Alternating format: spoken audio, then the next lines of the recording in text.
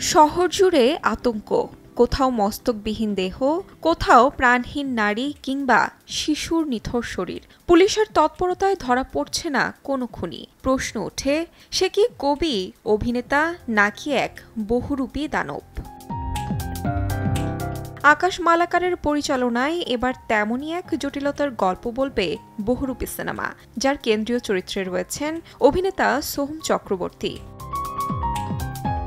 কখনো ভিখারি, কখনো প্রেমিক, আবার কখনো বা রহস্যময় খলনায়ক। সিনেমার নামের মতোই সত্যিকারের বহুরূপী হয়ে ধরা দিলেন অভিনেতা। প্রতিটি চরিত্রের ভেতর দিয়ে সামনে এসেছে এক একটি অচেনা সত্তা, যা দর্শককে দিয়েছে এক নতুন শিহরণ। ২৯ আগস্ট মুক্তি পাওয়া সিনেমাটির ট্রেইলারে দর্শকের কৌতূহল ছিল তুঙ্গে। প্রথমবারের মতো সিনেমাটিতে সোহমের সঙ্গে জুটি বেঁধেছেন ইধিকা পাল। আরও আছেন কমলেশ্বর মুখার্জি, দেবলীনা দত্ত সহ অনেকে। তাহমিনা তন্নি, সময় সংবাদ।